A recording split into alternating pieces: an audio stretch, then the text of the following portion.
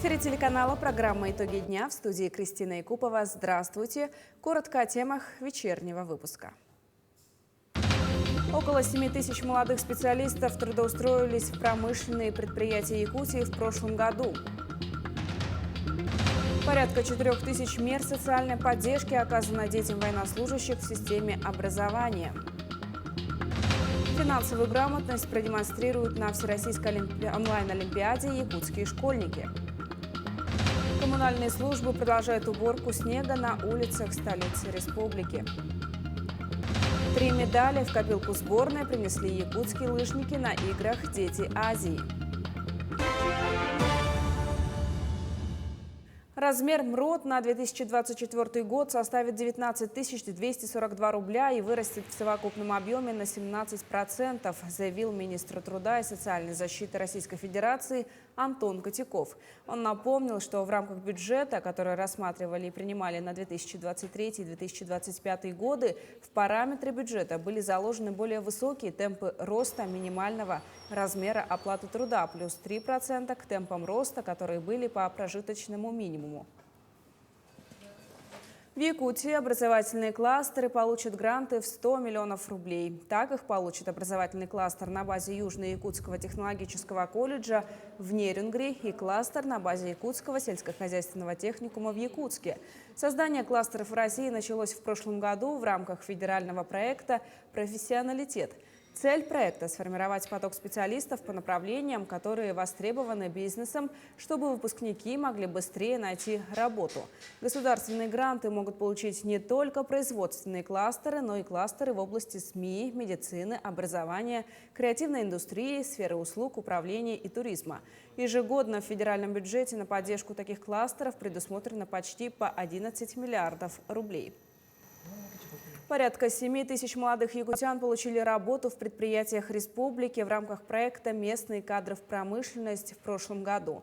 По мнению специалистов кадровых служб, на их привлечение повлияли проводимые в организациях стажировки, во время которых работнику в месяц выплачивается около 19 тысяч рублей, а его наставнику порядка 9,5 тысяч рублей. Кроме того, ведущие компании региона запустили собственные программы в поддержку республиканского кадрового проекта. Свыше 4 тысяч мер социальной поддержки оказано детям военнослужащих в системе образования. 1100 детей освобождены от платы за присмотр и уход в дошкольных образовательных учреждениях. 1170 обучающихся получают бесплатное питание в школах. Также принято более 1300 решений о предоставлении бесплатных путевок в детские оздоровительные лагеря. По целевому обучению у нас тоже заключены контракты о целевой контрактной подготовке. Ну и оказывается такая же мера поддержки, как повышенная стипендия для студентов среднеспециальных и высших учебных заведений. Районам Якутии напомнили о запрете на проведение сельхозпалов. Выжигание сухой растительности часто приводит к крупным ландшафтным и лесным пожарам. Тем не менее, по сей день многие жители республики выступают за его узаконивание, сообщил первый вице-премьер республики Дмитрий Садовников сегодня на заседании оперативного штаба по подготовке к пожароопасному сезону. По его словам, ежегодно на территории региона фиксируется большое количество термоточек, которые появляются из-за сельхозпалов. На отчетах правительства, которые в эти дни проводятся во всех населенных пунктах республики, этот вопрос часто поднимается местными жителями. Тем не менее, профилактические выжигания проводятся только специалистами профильных ведомств в рамках госзадания по заявке муниципалитетов. Специалисты делают это осенью, когда уже холодно, сыро и огонь не может перейти в лес. Некоторым российским организациям запретили использовать иностранные сервисы при предоставлении услуг. Об этом сообщили в пресс-службе Роскомнадзора. В ведомстве напомнили, что в силу вступили поправки к закону об информации, информационных технологиях и о защите информации, принятые в прошлом году. Основными критериями для того, чтобы мессенджер был отнесен к иностранным, являются возможность передавать сообщения конкретному пользователю программы, а также информация о том, что программой владеет иностранное лицо. Всероссийская онлайн-олимпиада по финансовой грамотности и предпринимательству для учеников с 1 по 9 класса стартовала 1 марта. Символический пуск проекту был дан в смарт-библиотеке, где собрались юные представители городских школ. Им первым представилась возможность пройти ряд непростых финансовых заданий. Как это было, узнала Анна Пшенникова. Нажимаем! С нажатия символической кнопки началась Всероссийская олимпиада по финансовой грамотности в Якутске. Соревнования проводятся на базе образовательной онлайн-платформы «Учи.ру» при поддержке Банка России, Минэкономразвития, Министерства финансов РФ и нацпроекта «Малое и среднее предпринимательство». Участники и организаторы едины в том, что прокачка финансовых знаний сегодня необходима. Однако каждый из присутствующих находит свои аргументы. Цель этой олимпиады – это привить базовые понятия и принципы по финансовой грамотности и предпринимательству. Закладывать основу финансовой грамотности надо чем раньше, тем лучше. Это рациональное поведение. Это способность человека сэкономить, сформировать устойчивый базис для своего уверенного старта, для своего будущего. Ну и через детей мы, в общем, обращаемся к взрослым, которых дети тоже, может быть, чему-то научат. У юных участников Олимпиады более утилитарный подход, но и они уверены, что без финансовой грамотности в современных реалиях никуда. Например, распоряжаться своими деньгами. Например, тебе подарили на день рождения деньги, и ты можешь их распределить, куда потратить, на одежду или, наоборот, отложить на что-то крупнее. Принять участие во всероссийском проекте может каждый школьник до 31 марта. Достаточно зарегистрироваться на сайте Учи.ру, а затем в течение часа решать задачи, сложность которых зависит от возрастной группы участника. Задания нарастают по степени сложности, по классам. И с первого класса дети элементарные знания о том, что такое деньги, как считать рубли те же, узнают. А старшие классы, конечно, решают уже более сложные финансовые задачи. И в целом мы говорим о том, что образование должно быть полезным в плане приобретения не чисто академических знаний только, но обязательно в плане практических умений, навыков, которые им помогут в жизни. Победитель будет определен по сумме баллов в течение 5 дней после окончания Олимпиады. Но вне зависимости от результата в выигрыше останутся все участники, ведь каждое пройденное задание повысит их компетентность и поможет в будущем принимать правильные финансовые решения. Анна Пшенникова, Григорий Охлопков, Якутск. Минобрнауки России открыла прием заявок от студентов и аспирантов вузов на получение именных стипендий. В министерстве отметили, что конкурсанты могут претендовать на получение стипендий имени Вознесенского за достижения в области литературы и журналистики, Гайдара за достижения по экономике, Лихачева за достижения в области культурологии и филологии. На волне публикаций в интернет-ресурсах о плачевном состоянии кровли в школе номер 2 города Нерюнгри, протекающей крыши и бездействия ответственных за это чиновников, наша редакция решила выяснить, как обстоит ситуация на самом деле. Основная проблема, связанная с кровлей и протечками, это завершение гарантийного срока обслуживания кровли подрядчиками, которые проводили работы в прошлые годы. Из-за протечек в настоящее время в школе не функционирует один единственный кабинет, но на образовательный процесс это никак не влияет. В соответствии с планом финансово-хозяйственной деятельности такие средства выделены в этом году будут на ремонт кровли. В марте месяце мы сдаем проектно-сметную документацию. Она будет изготовлена. И начнется ремонт кровли. Вообще этот ремонт уже был произведен в 2017-2019 годах. Закончился период гарантийный. И есть проблемы вновь с течью крови. И эти проблемы будут устраняться в последующие годы.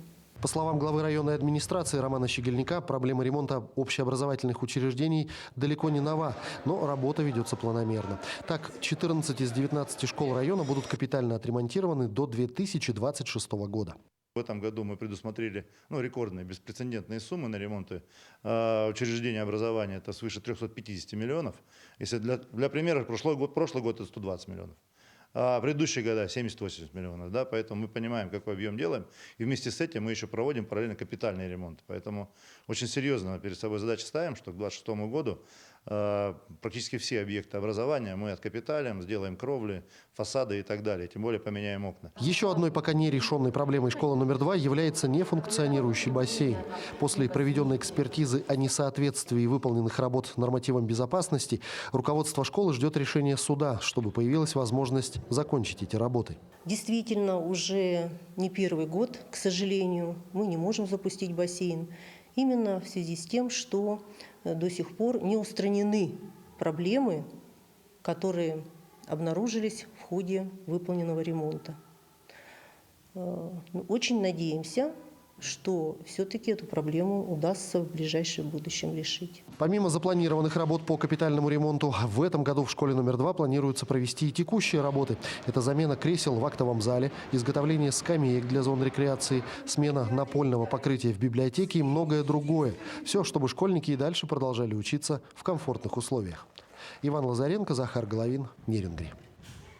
При поддержке Алроса в Мирнинскую больницу приобрели передвижной рентген-аппарат. С подробностями наши коллеги. Рентген-аппарат необычной формы позволяет мирнинским хирургам оперировать пациентов со скольчатыми переломами, не делая широких разрезов. Оборудование С-дуга в виде изогнутой плоской арки прямо во время операции делает снимки под нужным углом. Мы во время операции, когда проводим штифт или спицу, мы делаем рентген и видим, как она идет. Раньше для того, чтобы видеть все, приходилось делать большие разрезы. Данный аппарат позволяет избежать этого. Приобрести оборудование больницы помогла Алроса. Это результат трехстороннего соглашения с правительством Якутии и администрацией района о сотрудничестве в области здравоохранения Мирнинского района до 2025 года. 350-летие хлебопашества в Якутии и перспективы развития земледелия обсудили на круглом столе в Министерстве сельского хозяйства. Отметим, что мероприятие посвящено 85-летию заслуженного агронома якутской автономии, кавалера ордена Трудового Красного Знамени Иннокентия Степановича Иванова. На круглом столе принимают участие члены профильного комитета Илтумен по аграрной политике, ветераны сельскохозяйственного производства, бывшие министры, руководители аграрного сектора республики. По итогу все рекомендации, выдвинутые во время совещания, будут направлены на рассмотрение и реализацию в Министерство сельского хозяйства Якутии. Сегодня наш ветеран Иннокентий Степанович обращает внимание на то, что земледелию уделяется недостаточно внимания. Я надеюсь, что Министерство сельского хозяйства, конечно же, в курсе всех этих проблем. И я знаю, что в планах нашего министерства и нашего профильного комитета принять неотложные меры для того, чтобы помочь нашему сельскому хозяйству, а прежде всего нашим сельским товаропроизводителям.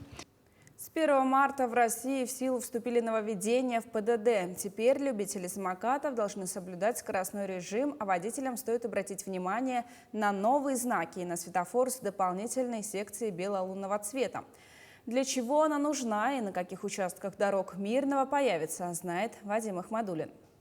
Красный, желтый, зеленый. Теперь еще и белый цвет появится на российских светофорах. Секция с лунным человеком и стрелкой нацелена привлечь внимание водителей и позволит пешеходам перейти дорогу более безопасно. ГИБДД Мирнинского района планирует разместить такой сигнал минимум на 3 перекрестках. В пересечениях шоссе Кирова с улицами Тихонова, 40 лет Октября и Комсомольской. Этот светофор не вводит новых правил. У нас в нынешней редакции также водитель уступает дорогу пешеходам и велосипедистам при повороте. Этот светофор носит характер дополнительного информирования водителей. А еще в ПДД ввели понятие средств индивидуальной мобильности. К ним относятся электросамокаты, гироскутеры, сегвеи и моноколеса, которые раньше транспортом не считались. Самокатчики смогут разгоняться максимум до 25 км в час, ездить по обочине, краю проезжей части или велодорожкам. Появится и 8 новых знаков, среди которых запрет на движение средств индивидуальной мобильности и автобусов, зарядка автомобилей и другие. Вадим Ахмадулин, Кирилл Шолохов, медиакомпания «Алмазный край». В столице после выпадения большого количества осадков продолжается активная работа по уборке снега. На данный момент с начала сезона было выгружено 200 тысяч кубов снега. О том, как проходит работа коммунальных служб, расскажет моя коллега Галина Чекурова. С наступлением весны, дабы избежать паводков, ежегодно выгружается около 500 тысяч кубов снега за сезон. Но в текущем году прямо перед теплыми днями жители республики столкнулись с выпадением большого количества осадков. За февраль в общем сколько вышло? Где-то 60 тысяч вышло. В январе, получается, чуть поменьше. Ну, в общем, у нас работы ведутся в таком порядке. Сначала знак ставят, потом грейдер проходит, после грейдеров трактора, ну, валы расталкивают, вот заезды. Потом проливайки проходят, метут все это. И потом только приступаем к работе вывоза снега. В течение суток посменно на улицах Якутска свою работу выполняют более 50 работников и около 80 единиц техники. После загрузки снега в самосвалы далее их выгружают в специализированные полигоны. Работаем круглые сутки с 8 до 6 вечера. Каждое утро у нас проводится подготовка и инструктаж. После инструктажа нас по заданиям распределяют, кто где работает, по каким адресам. Все четко, все по плану идет. Мы сейчас начали с улицы Орджоникидзе до Петра Алексеева. Таким образом, из столицы региона сюда на полигон вывозят в сутки в среднем около 3000 кубов снега. Галина Чекурова, Павел Пахомов, Якутск. А в Ленске участники волонтерского движения «Мы вместе» почистили снег пенсионерам. Занятие для ребят привычное. Они регулярно оказывают помощь нуждающимся. Продолжат наши коллеги. Очистить снег с крыши задача не из легких, и тем более она не для женщин. Нина Мелкозерова, пенсионерка, проживает в частном секторе уже много лет и ранее справлялась с чисткой снега во дворе, в том числе и крыши, совместно с мужем. Но в этом году обстоятельства сложились так, что семейной паре пришлось обратиться к помощи волонтеров. Вообще молодцы, есть волонтеры у нас в Ленске. Теперь уже как бы по возрасту и тяжеловато. Волонтер Константин Синюшкин пришел на задание даже со своей лопатой. Он ловко забрался по лестнице на крышу веранды и буквально за полчаса весь снег скинул вниз. Мы от регионального волонтерского корпуса акции «Мы вместе» пришли на помощь убрать снег с крыши. Сами не справляются, люди в возрасте. Ну, работа тяжелая, да, там на высоте, скользковато, опасно. Ну, аккуратно делаем. После этого мужчинам оставалось только перетаскать весь снег в отведенное для него место. Снега действительно достаточно много, скоро весна, поэтому здесь у бабушки возможно наводнение, поэтому необходимо, тем более с крыш, вдруг начнет протекать и так далее. Вот. Оказываем такую посильную помощь. Волонтеры помогают не только пенсионерам, но и семьям мобилизованных в решении любых бытовых проблем. Чистят снег, ходят за продуктами, занимаются перевозкой вещей. Обратиться за их помощью могут все, кто действительно в ней нуждается. Сделать это можно через Комитет по молодежной и семейной политике, который и является кураторами волонтерского движения «Мы вместе».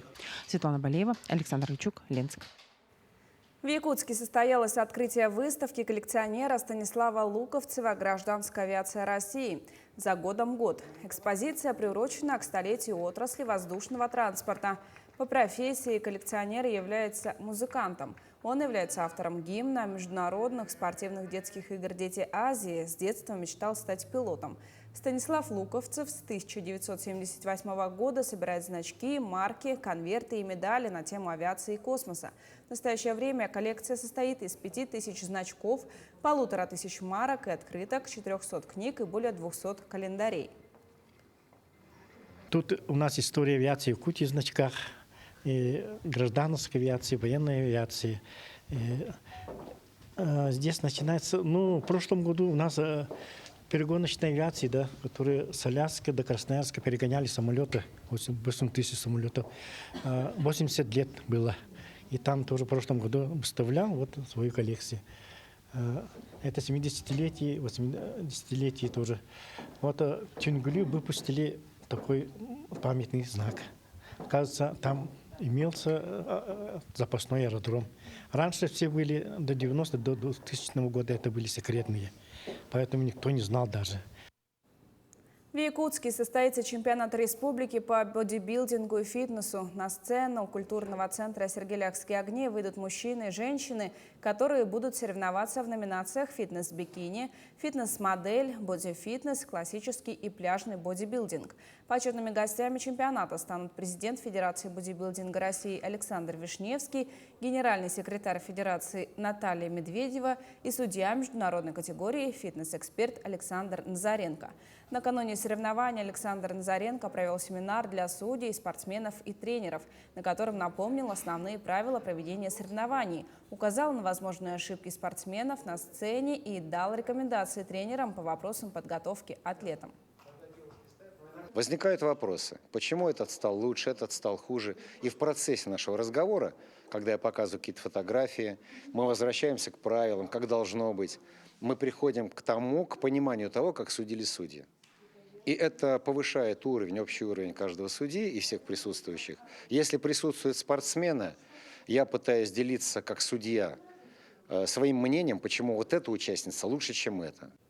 Самый результативный соревновательный день для сборной Якутии завершился 1 марта на играх «Дети Азии» в Кузбассе. В спринтерской гонке лыжники из Алдана принесли целых 3 награды, несмотря на острую конкуренцию со стороны центральных регионов. Среди девушек серебряным призером стала якутянка Инна Рыбкина. Среди юношей медали взяли Вадим Ширяев и Вадим Кривоногов. Таким образом, количество медалей в копилке команды Якутии увеличилось до 4.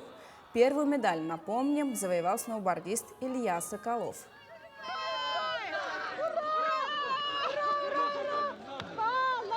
Ребята молодцы сегодня, отработали и девочки, и мальчики.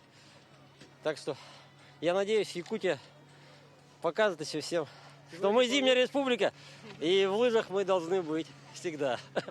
Это не неожиданность, это должно быть закономерно. Это было очень тяжело бежать. Ну, нет, первоначально, первые 2 раза было так, нормально, легко. А последний финале был очень сильный забег. Я прямо устал бежать сильно. Но это были достойные соперники, они очень сильные.